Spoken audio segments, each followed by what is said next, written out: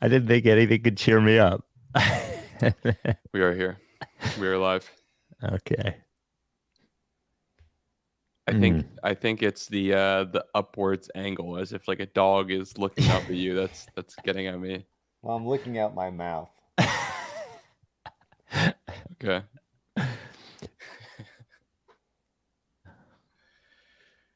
Oh boy. Hello chat. Hello new viewers. I was looking through pictures the other day, and I saw a picture of the pod when on Christmas Eve when I was doing it in the Santa costume, and it was so hot. It was it was horrible.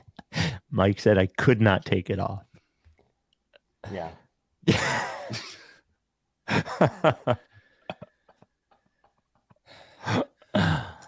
Oh man.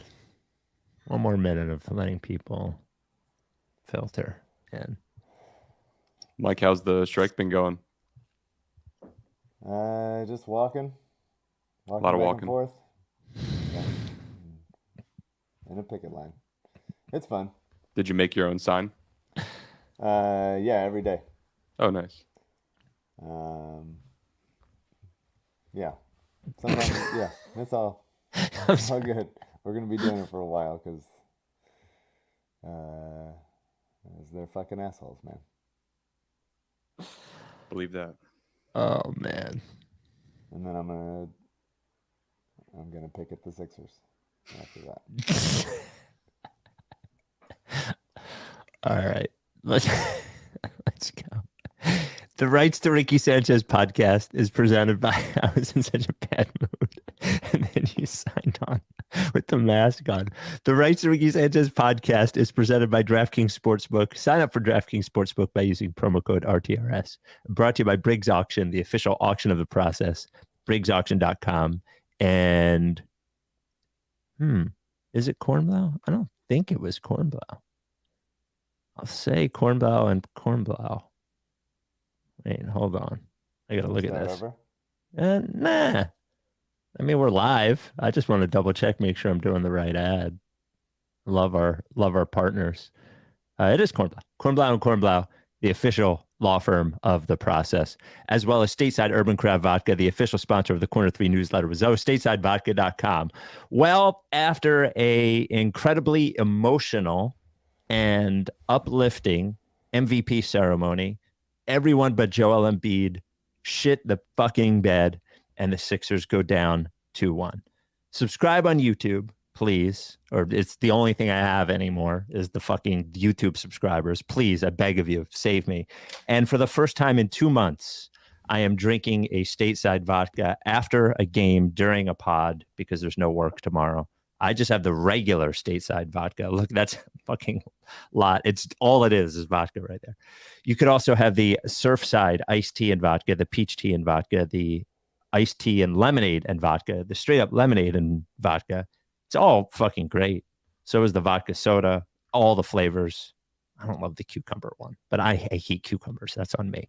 All the other ones are great. Go to statesidevodka.com. You got to be 21 to drink it. Without any further ado, Amos and the chef.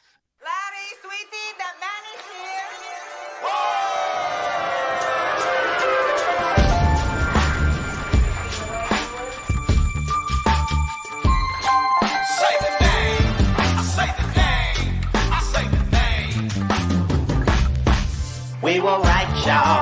We were right. Even when it went wrong, we were right. We was right, y'all. We were right. So say the name. Say the name. We were right, y'all. We were right. Even when it went wrong, we were right. We were right, y'all. We were right. So say the name. Say the name. Say the name.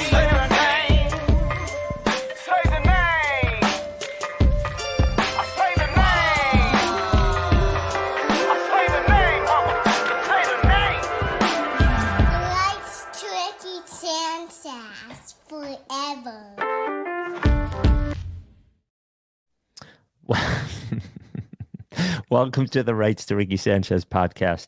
I'm Spike Eskin, along with a guy who has hit more three-pointers this series than one James Harden in games 2 and 3. That is the underdog, Mike Levin. It's just the first mask I grabbed.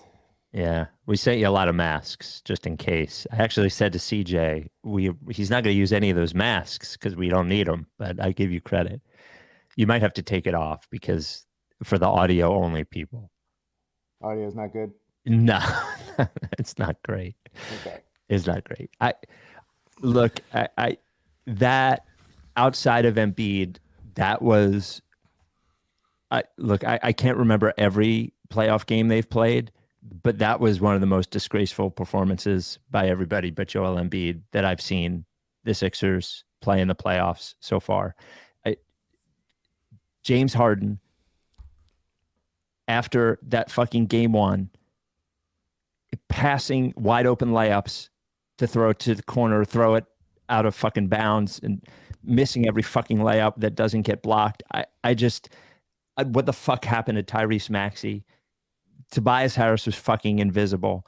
Like, just what a tremendously disgraceful performance from the Philadelphia 76ers after that. And I don't want to hear that it shouldn't matter after that pregame thing, after that guy gets MVP and there's that much emotion in the room. That's fucking disgraceful. We have at least a couple more playoff games. I just don't want to hear it about Harden in the playoffs anymore. I don't want to hear it. I just don't want to fucking hear it. I don't want to hear it. I don't want to hear about variants. I don't want to hear about Achilles. I don't want to hear about fucking hamstrings. That was disgraceful. That entire performance was disgraceful. I can't believe they were within 8 points or 6 points within 2 minutes left. This Celtics team is beatable. Yeah.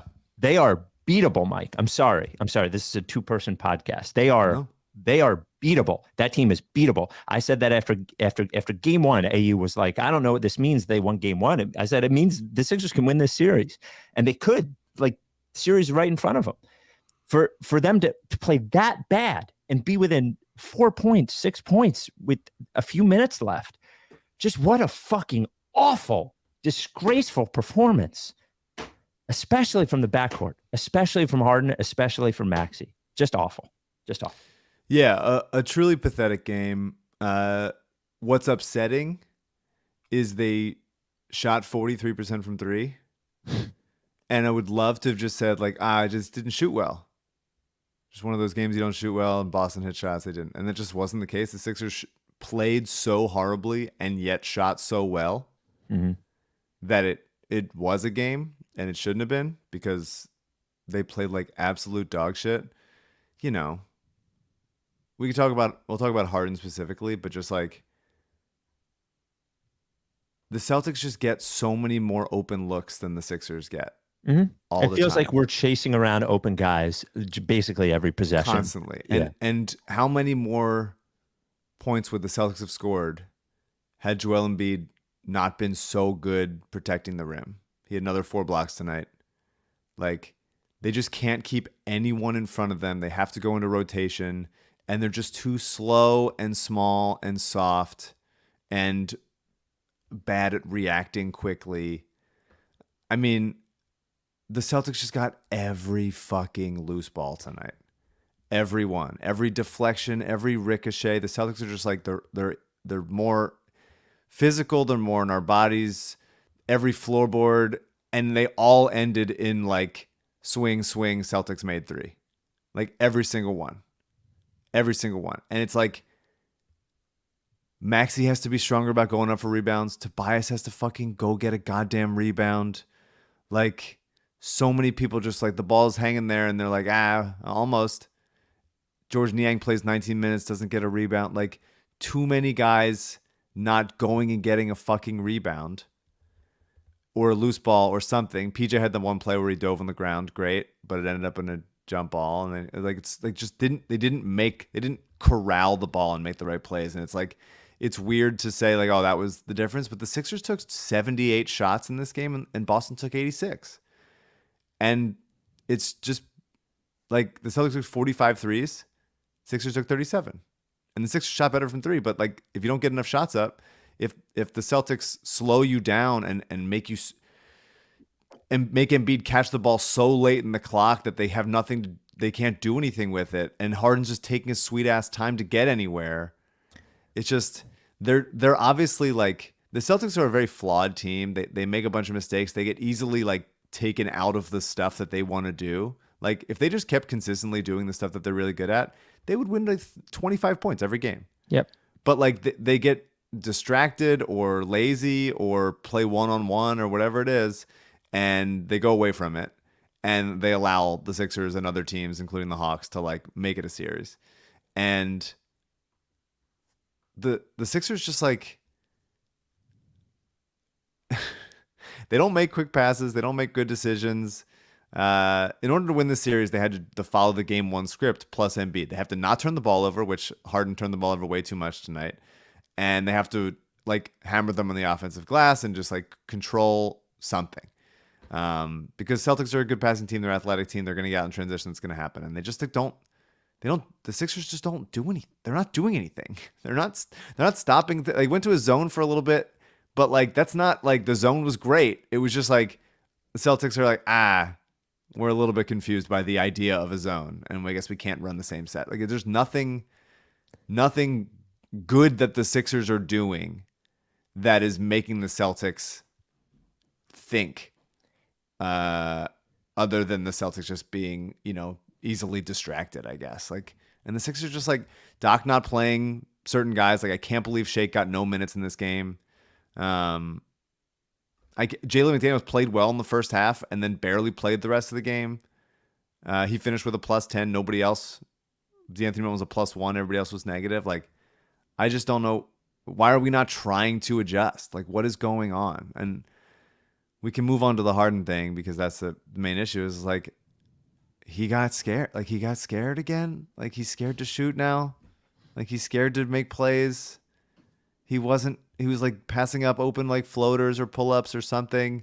They were giving it to him. Finally hit a couple at the end, but like, I just can't believe we're back in like afraid to shoot territory.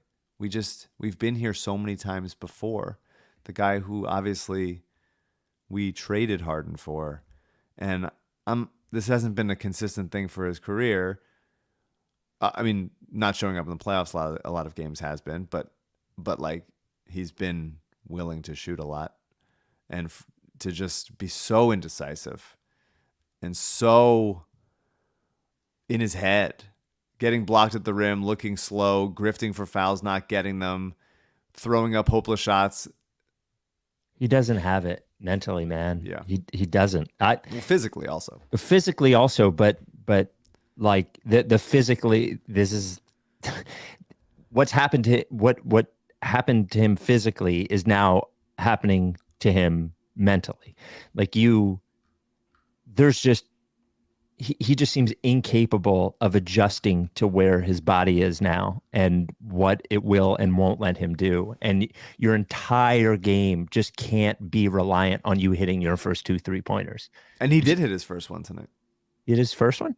Yeah. His first one. You're right. And then he just turned the ball over like 14 times in a row. Well, you were talking about the Celtics having more shots than the Sixers. Sixers turned it over 9 times, I think, in the first half. And and that actually sounded like lower than what I actually saw. Yeah. Actually, yes. Somehow. And just like, I don't even know what to say about the Harden thing other than he can't be here next year, man. He can't. God bless him if over the rest of this series he turns it around and makes me eat my words. But he was not good in the Nets series either. Like, he shot a legendary low percentage from 2 in the Nets series. It was the worst of all time. And game 1 was awesome. It was awesome. It will forever live. It will be a game that we think about and talk about. But in the 7 games so far they've played in the playoffs, he's been good, like really good in 1 of them. Yeah. And Embiid, I could understand. I was ready to pass off the excuse in game 2 that Embiid was sort of like in the way, in that the rhythm was way off. They were trying to figure each other out. It was hard for Harden and everybody else to figure it out, but Embiid was fine. And they actually started off with their normal pick and roll stuff with Embiid shooting the mid-ranger. Like, yeah, that was the first play of the game. Yeah, looked good. Go ahead. Go. Celtics going with Jaylen Brown on Harden has obviously been very successful the past 2 games. Harden's not stronger than him, and he's not faster than him, and he's not smarter than him. And Brown is long enough to even, recover on stuff. And yeah, he's continuously baiting for foul calls and not getting them, and is surprised by it. He was so sloppy with the ball. So even like he had 5 turnovers, and there were a bunch of times when he almost had turnovers, or like he was 3 for 14 from the field, and that led to a ton of transition opportunities, which is basically turnovers. It's like extremely disheartening, and so much like bullshit defense where he's falling asleep off ball and he's just like not moving his feet, just grabbing somebody. Like really, really bad. It's a 2-1 series. I'm not like ready to look at next season yet and think about the off season. I didn't mean, I was just emotionally. No, I hear you. I hear you. Yeah. I hear you. But this was just like such a pathetic performance from him specifically. Tobias got into foul trouble and then disappeared. I'm so tired of him not getting to balls. Yeah, and then at the end of the game when it's like, how is this like a 3-point game? They have a shot, and then Tobias just like doesn't move his feet enough on the perimeter, doesn't like make it hard enough on Tatum on those 2 shots late, and then they pull away and it's over. Yeah, and Maxie, like, I love the kid. I love him. He's the best. And I think that it felt early on like they weren't getting the ball enough early. They weren't getting him into a rhythm at all. And they need him to be like fast guy, go by people, because that is like that's their only other thing. Harden's not going to blow by anybody, and he's not finishing well around the rim or in mid-range. Melton had so many horrendous attempts at the rim tonight. It was disgusting. Obviously, Melton played a good game overall, but aside from like 4 drives at the rim where he tried to do something and came up wildly empty. So they need Maxie to like take over, and he just like and turn the corner and get by people. But like the Celtics are sliding their feet pretty well against them, and he's putting up terrible shots. Like all season I have not seen him take such bad shots, such hopeless shots around the rim, just sort of flinging it up there and like hitting the underside of the rim, or like going through 3 people. Like it just seems like the Sixers are not reading the floor even half as fast as the Celtics are. And the Celtics see what the Sixers are doing, swing it out, get an open 3. And the Sixers are, as I've said for several years now, not good enough at passing. And when they decide to make a pass, they're passing like at somebody's feet, they're missing. I think this happened while I was gone, but like the balls and strikes thing that Doc was saying. Yes. That in practice they were talking about balls and strikes. Yep. Great.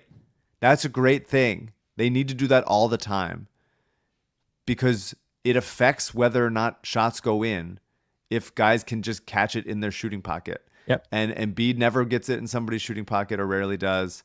And so many other guys don't. And they're just like giving the ball away, or they're doing it frantically, or they're not reading it quickly enough, or somebody's open and they're not thinking about it enough. And it's just like all that shit. And it was a really, really, really, really bad game. Really bad game from so many guys. I think Maxie played pretty good on defense. I want to note that. I think his strength and his hands are getting really good, and he made some plays. I love him for that. But so much poor shot selection. The offense had no flow, and the Celtics just pushed him out they didn't get anywhere they wanted to go. The Rice to Ricky Sanchez podcast brought to you by Briggs Auction. Oh, it was a good day for Briggs, at least. They put up 2 new auctions today. First, a discovery auction, which has this fucking sweet Patrick Swayze Roadhouse movie poster in the collectibles section. Do not bid on it.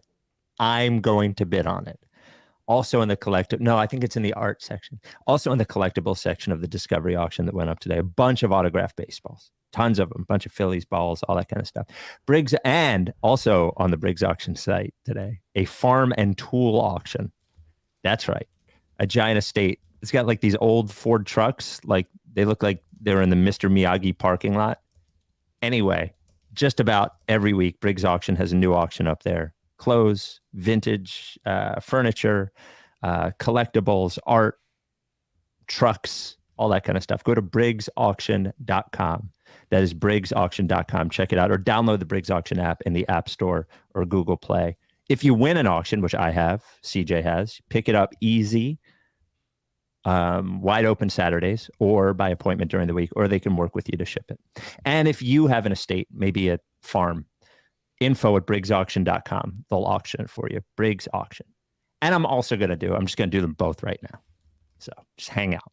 Kornblau and Kornblau is the official law firm of the process. If you would like to sue a basketball team for getting your hopes up by winning game one in a series you didn't think they could win, and then having their best player pick up the MVP before a game, and then fucking crush your hopes and make you feel miserable, if you'd like to sue that team, Kornblau and Kornblau, the official law firm of the process. 40 years, 4 decades, they've been out there doing the thing with personal injury. And they are a boutique personal injury law firm, a personal injury law firm. You're not going to call there and get referred to somebody else. No. They are going to take your case. Kornblau is going to take your case if there's a good case. Injured at work, slip and fall, car accident. Some of the biggest medical malpractice results in all of Southeastern PA, Kornblau and Kornblau. And he's a pretty good one-on-one basketball player. And Mike was at camp with him. Adam Kornblau, one of our heroes. Also, many of our listeners have reached out to Kornblau with legal questions, just advice. He helps all of our listeners out. Love him. 215-576-7200. Put it in your phone. That way you know you have a lawyer. 215-576-7200. Ask for Adam, or email kornblau@kornblau.com. KORNBLAU. Kornblau and Kornblau, the official law firm of the process. You know who competed on defense tonight? Just a little positive thing. Niang had a couple of good possessions out there on defense. I can't believe he's actually playing the fact that he's playing as many minutes as he has in this series is actually kind of a bad sign. Mm-hmm. And the only other positive thing I'm going to throw to anybody tonight is Doc pulling PJ Tucker and basically threatening his playing time, which is essentially what he did when he pulled him 4 minutes into the game. It changed the way Tucker played the rest of the game. Tucker shot from the corner. He hit a few threes. He looked more, you talk about this mental thing. Obviously, him not shooting from the corner, a place that he's always been successful his entire career. There's something going on where he doesn't want to shoot it. And he still passed up a couple. He actually made a couple of nice passes off of those, though. I thought Doc pulling a vet that is a leader is a tough thing to do, and he did it, and it worked. So that was the only other thing I had positive on it. Yeah, I thought the PJ, they just so easily double off him. And when the passes are not good to him, when they're not literally right into his pocket, he doesn't have enough time. He doesn't have enough time, and he's not going to do it. Mm-hmm. And then it's a record scratch, and it's just like there's not enough time because they start the possessions late because they're taking their time coming up the court, and then they make a bad pass to get to PJ, and then PJ's not shooting unless it's perfect, and it's just like there's just not enough. There's a shot clock. They don't have enough time to do anything. So, but yeah, a solid pull because when Melton was in there, things opened up and they came back and took the lead. Mm-hmm. And Melton had a couple huge steals and rebounds and plays and also some terrible decisions around the rim and a couple stupid fouls and the weird kickball technical at halftime that it's just like, okay, great. But yeah, two things of like this team is just not a focused basketball team. Second play of the game, they lose track of who they're covering. Boston's second possession of the game, and it's a wide open smart three. Maxie's on one side, and he's covering two guys at once, and nobody, and like Harden is standing there, PJ standing there, Tobias is, and they're just like unsure of who they're covering. Can't happen. It's game 3, your first home game of the series, and the second possession of defense, you're gonna lose them. That's embarrassing. So that was a telling sign. And then also, like, you're down 8 with like a minute and change left. If things go really well for you, maybe you cut it to 5. Maybe they miss a free throw. You can like start to chip away at it, make the game long, and you get a 5-second violation coming out of a timeout. It's just they're not a focused team. There's not a sense of urgency nearly enough. They're not well coached. They're just too stupid. They still think that they're like it's just gonna come to them. And it's so frustrating. It's really, really frustrating. They get beat by cuts so often because they're not actually aware that you can cut. They haven't learned that or seen that before. So Boston is a really great team on cuts. And not only do they cut, but they also pass to the cutter, sometimes in tight windows. And those passes get there. But the Sixers can't do that. It's frustrating because Embiid was good, man. Embiid was good. And he looked normalish, honestly. Yeah, he looks really good, which is insane for someone with a sprained knee. Imagine how bad they would be if he looked worse. I mean, he got to the line a bunch. He rebounded pretty well. He fought on the offensive glass. I like that they started like force feeding him a little bit, and he was physical with Horford and just using his body to get all the way to the rim. He wore down because of how much they need him on offense and defense. Like, if Harden's too scared to do anything, then Embiid's got to do most of it on that end also. Maxie wasn't hitting everything. But the way to generate open looks is to work through Embiid, get him the ball early in the clock, and let him spray it out to shooters. And if anyone learns that they can do this, cutters to the rim. Yeah. I like that they've been putting him at the nail all season long, and then occasionally he can just go, I'm going to ram it down your throat. But yeah, he was excellent and cleaned up truly so many of their mistakes. For him to look as good as he looked with the knee and being off for 2 weeks is actually like inexplicable. I honestly expected a game that looked a little more like a more controlled version of number 2, just with him sort of trying to do less. But right from the jump, he looked absolutely like Joel Embiid. Yeah, he's sick. He's amazing. I love him. This is not on him. Once again, his supporting cast letting him down. Yeah, I'm pissed off. That was a really annoying game. I thought the refs did suck for a lot of the game. I don't think they're the reason that they lost. But that was aggravating. I felt frustrated that how many blocks did Rob Williams had? 3. It felt like more. Because they just keep going up with such soft shit. Stop going up so soft around actual shot blockers. The idea is to draw the shot blocker and then pass it to the guy that he left.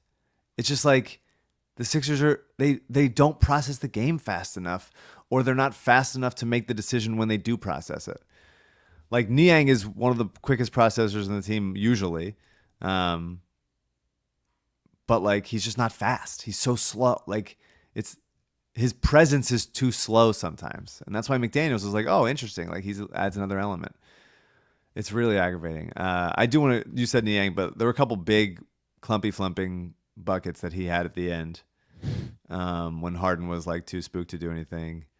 And kept them in the game when Joel was sitting. So that was nice. Yeah, Niang was good on defense with Tatum, man. He can't cover Jaylen Brown. Yeah, no. Nobody in this team can cover Jaylen Brown. Yeah. They don't have a chance. He's too fast and strong, and athletic, and they just don't have a shot at it. I would love Doc to try Dan House. I would like Doc to try Shake Milton. I would love Doc to try just something. Try anything. Because it doesn't feel like there's any thought of what Boston's going to do and how we're going to pivot around that. It's a flawed team as a roster construction, but there's things Doc could be doing that he's not doing. And that's partly on him. That's partly on the players and their lack of movement and focus and just like level of sloppiness. But yeah, I mean, if Harden's this bad, they're not going to win anything. No. Maxie and Harden both can't be this bad for sure. And I doubt that they both will be this bad going forward. But yeah, I mean, this was a game that, because of how well they shot from three, they had a chance to win despite the fact that they played poorly and they just could never get it together in enough times. They could never like corral the right rebound or the loose ball or the floorboard or whatever. And that's, I've just been saying that for so many years. Like it's real frustrating. And they're just like, they're not covering the right guy. Like, how many wide open threes is Malcolm Brogdon going to get? And Horford finally hits some. I'm so annoyed. The thing that amazes me about the scrambling on defense is that the thing, aside from Brogdon maybe, but he's not even that great at it. The thing that the Celtics are missing is like they don't really have a person who gets to the rim consistently and distributes. Like there's not. Like this shouldn't be a team that the Sixers have that much trouble at the point of attack. You know what I mean? Like Jaylen Brown's handle is pretty sloppy. Tatum settles for jumpers all the time. Like Marcus Smart, go for it. Sure, fine. The only guy that they have that does that is Brogdon. And I don't feel like White too. Yeah, but again, like if those are going to be the guys that do it, that shouldn't be a problem. Like the Sixers shouldn't be scrambling around, closing out on a wide open 3-point shooter every single play of the game. I mean, I know I've said this all season long, but they don't slide their feet enough at the point of attack, and guys, even smart defenders, Melton, Tucker, are just always overhelping.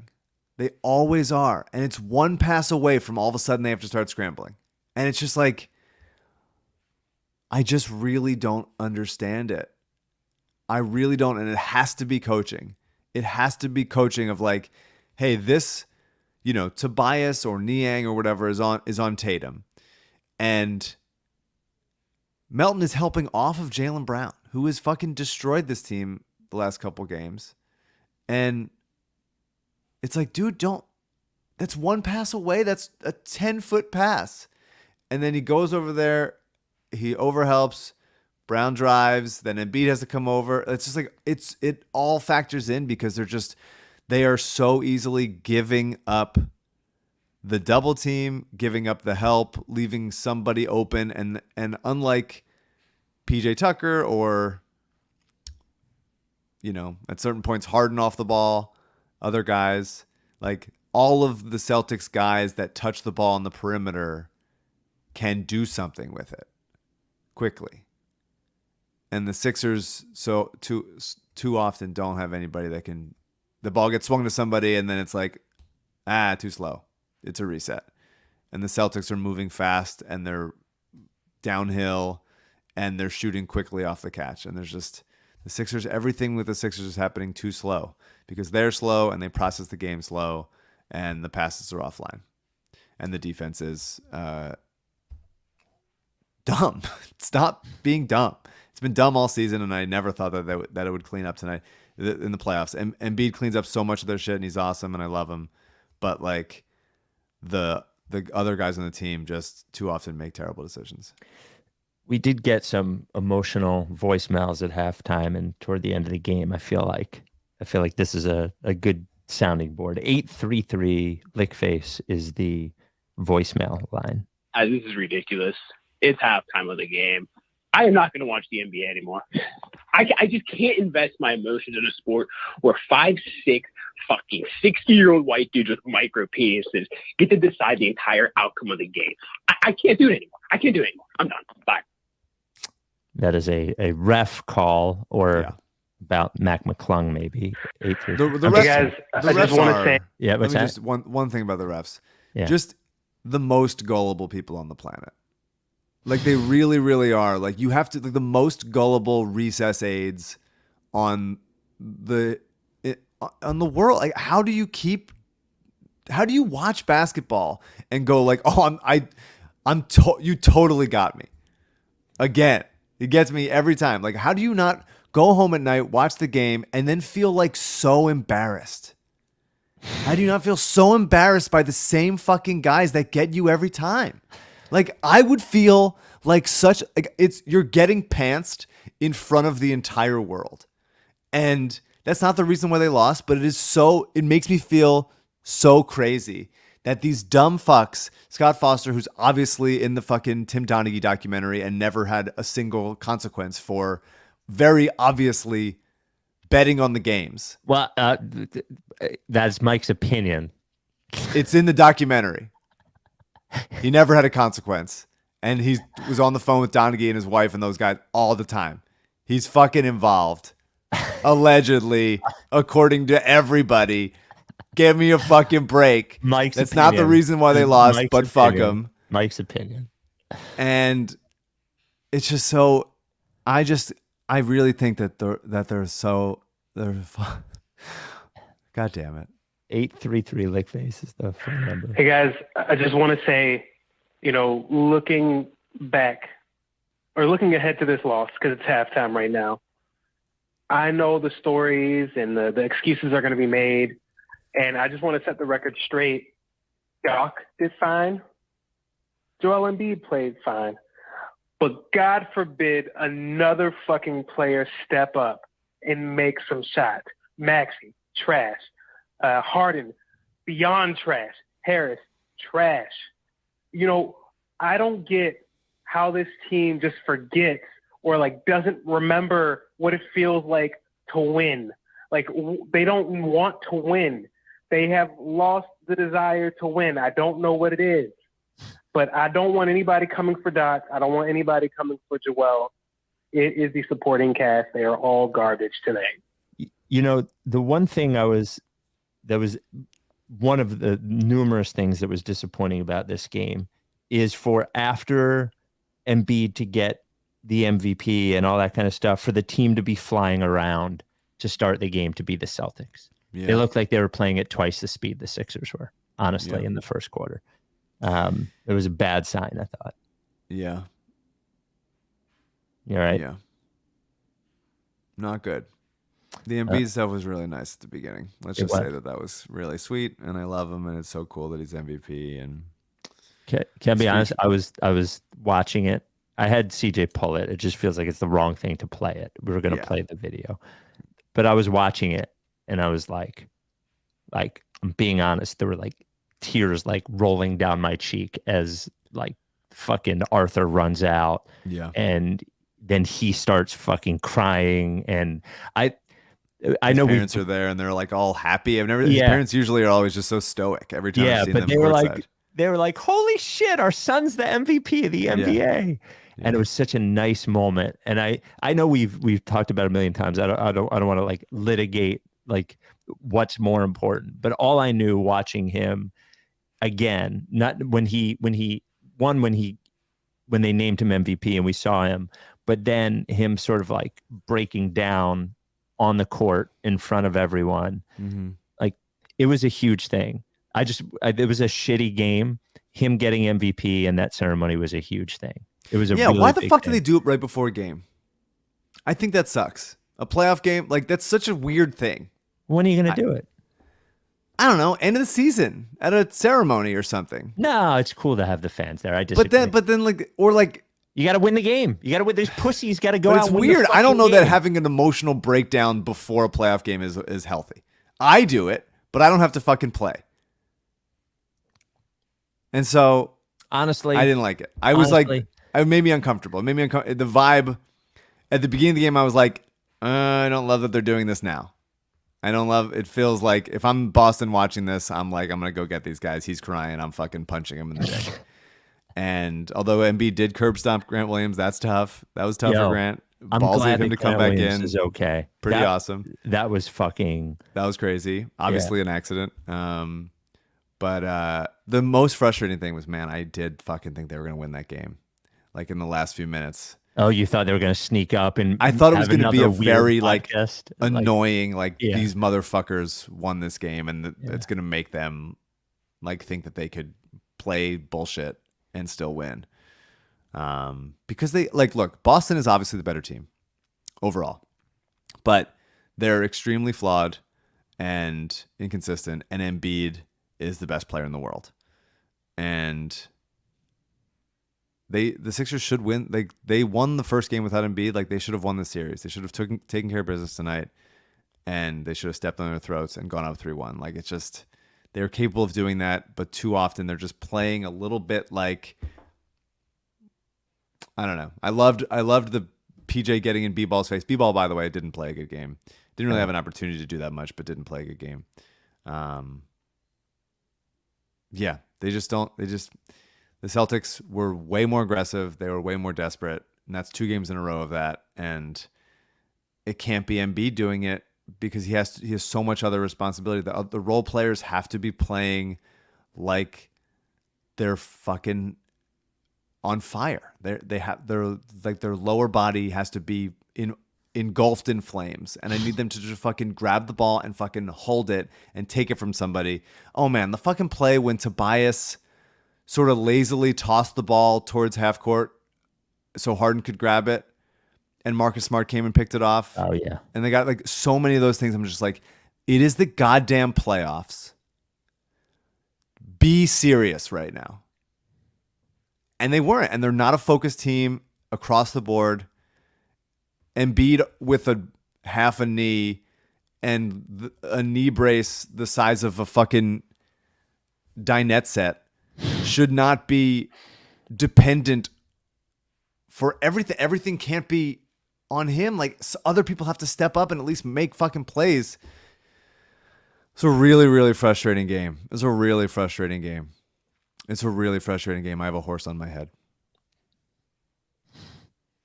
Hi, this is Ben out here in Oklahoma City, originally a Delaware native, stuck out here in who knows where. Let me ask you this. What the fuck has Daryl Morey done in his career besides trade for James Harden twice? I'm so tired of this team. I don't even really care that much. I've known that their destiny is a second-round exit every fucking year. What are we doing here? Next week, when this series is over, another second-round exit, it's time to fire Doc, it's time to let Harden walk, and it's time to say goodbye to Daryl Morey. His best attribute is trading for James Harden twice, and it's resulted in absolutely nothing. Another wasted 4 or 5 years of Embiid's career. I fucking hate this team. Can I tell you what one of my favorite things is? Honestly, I don't even care. I'm watching this basketball game. I'm calling the voicemail line of a podcast to say that everyone should get fired. Yeah. But also, I'd like you to know that I actually don't care. Yeah. This is No, I feel that. I also want to announce that I don't care. This one I haven't even listened to. So I just want to say, this McDaniels-Thibault trade is completely ridiculous. We could have put Thibault on Brown or someone. No, I'm sorry. I'm not listening to that. I can't do it. I can't do it. He's Thibault. I do think, like, look, George played pretty good. There were times when he was getting blown by, and there were times where he was hanging in there. He had a couple threes. He at least took 5 of them. Tobias didn't take his first 3 until late in the third quarter. It's like, come on, man. But this is the kind of matchup where, like, if you're getting Jalen McDaniels and you're going like, okay, we couldn't play Thibault offensively, but we got Jalen McDaniels and we traded some seconds for him, and we believe that he's capable. Like, he's got to play more minutes in this series. He's got to use his length and athleticism to disrupt one of those big wings on that team, and he's not playing enough. And whether that means like playing Harden less so that he's a little more fresh or something. By the way, I told you I wanted Harden to sit for game 2 so he could be fresh more. And I'm It's feeling honestly, more right by it the day. Might not. You know what he should do? He should sit for game 4, game 5, however many more games there are. Yeah. He should sit. Be ready for game 6. Yeah. By game 6, he's going to be huge. Come back. That'll be massive. Yeah. It's, I just think if you look, Jalen McDaniels seems like a good kid, and he's got a lot of talent, and he's helpful in a bunch of ways, and he's been hit or miss since he's been here. He did pass up a wide open fucking 3 at one point too. He got spooked as well. By the way. But this is the matchup for that guy where you go, Boston has big wings that we need someone to cover, and their defense is excellent. So you can't have somebody that's a total zero like Thibault on offense. And for him to play a few minutes, even after you look at like Doc's got to play him more. Like they're just not in a great place. It didn't seem like anybody had the juice tonight, except for Embiid, which again, this blows. Well, I'd like to wrap up by saying, and I want to put a little bow on this. James Harden was fucking unacceptable. Yeah, unacceptable. Has he said anything? CJ, has anybody said any? Has there been any post-game quotes or anything that we need to know about? Yeah, come on, produce. CJ something. says no. Yeah, he's just shaking his head no. No Doc. CJ's just punching a wall. Overall, the playoffs in general, which has been because they swept the first round and because he had that game 1 against Boston, have not been good for James Harden. I think at this point, his 2-point shooting has to be the worst ever in the history of the NBA for any player during the playoffs. Here's the only thing I'll give him credit for is he shot at the end. I think at one point, Doris Burke said that this is what happened. I didn't see it happen. That when he laid the ball up at that one point, that Harden pointed at him and told him to take the ball to the rim. Embiid did. That's what I mean. Embiid did. Mm-hmm. I give him credit for doing that and for shooting hitting the 3 that he hit and continuing to shoot toward the end when it looked like he was spooked. But if we're not going to have an effective Harden, and then we're going to have a Harden who is completely like shaken mentally, I can't believe it was that bad. I just can't believe that we've been through so many people that get shaken doing the thing that they're best at in their entire life. Mm-hmm. No, and I don't say that to minimize. They're probably good at other things. You know what I mean, though. I think we can say they're all probably best at basketball. Right. Okay. It's a safe assumption. For that to happen here so many different times, and then for it to happen, Mike, to James Harden, one of the greatest scorers in the history of the NBA. Daryl Morey says he is the greatest scorer in the history of the NBA. A guy who literally changed how people play basketball because of how he played offense, to be scared of shooting. What did we do to deserve it? It is unbelievable. Yeah, and you can feel the crowd be like... That's amazing. Like a Philadelphia crowd really is a special thing. Did you hear the sarcastic cheer after he hit the 3 after the whistle? Yeah. There was a nice little... Philly does a sarcastic cheer better than... Yeah, but also, I mean, the true fear of like, oh, not again. Not again. It is like a deeply specific, like Atlanta Falcons up 28-3 type thing. But just for like, oh no, this fucking guy doesn't want to shoot, and we all know.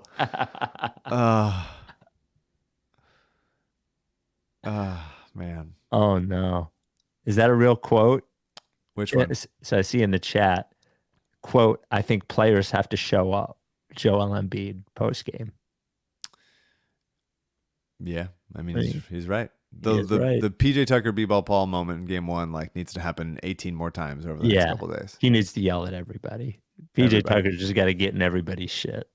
Everybody. All right. Well, the next game is Sunday at 3:30. Today, Mike, tell me, honest in your heart of hearts, do you think they still have a chance to win the series? Uh, Pause. I mean, yeah, I don't know. I'm fucking annoyed. Yeah. Yes, they should have won this game.